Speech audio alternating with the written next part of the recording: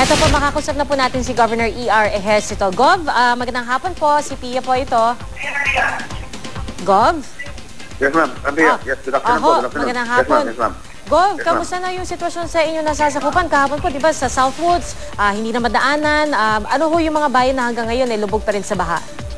Meron tayong dineclare na state of calamity. Ano ho mga lugar na ito? Lugar lang. Kaya lang ito, buong Laguna na.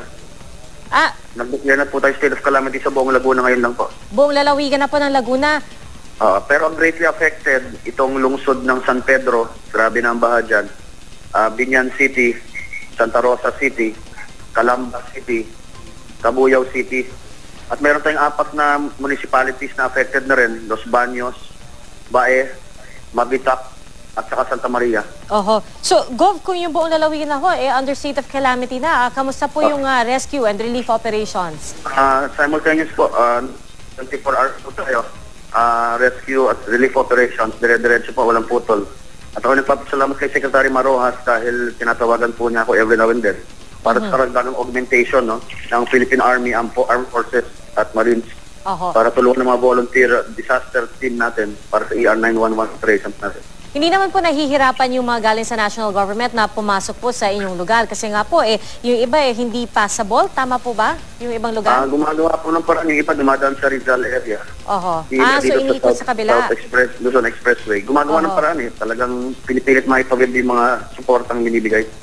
Sa loob po ng Laguna, meron ho bang mga barangay o lugar na hindi pa rin naabot? Kasi kanina meron kami mga nakuhang report. Halimbawa yung barangay San Vicente sa San Pedro, Gov, hindi raw ata mapasok. May mga residente na gustong magpasaklolo.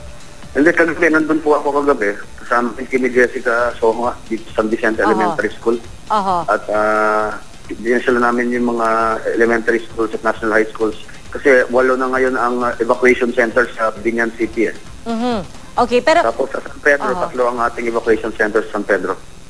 Okay. So, sa buong lalawigan, Gov, ano ho yung mga kailangan pa sa ngayon?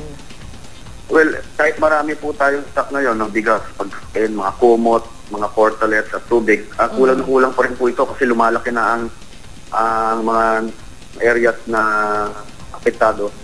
Sa gabi, 44 barangays na apektado. Ngayon, 69 barangays na apektado sa Laguna. Mabilis pong tumaas yung bilang. 9,000 ang affected families. 16,450 affected families na sa buong lalawigan ng Laguna. At mga affected persons, 80,405. So, we have 47 evacuation centers all over the province.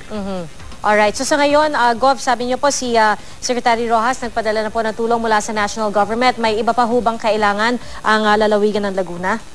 Kakatapos lang po ng meeting ng National Disaster Risk Reduction Management Council dito sa Camp Vicente Lim at todo naman ng suporta ni Undersecretary Robert Del Rosario at Regional Director Vicente Tomasa.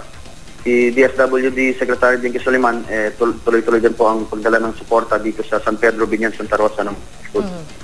Alright, Gov, maraming salamat po si Laguna Governor E.R. Ejercito kung saan idineklara na nga po ang state of calamity sa buong lalawigan ng Laguna.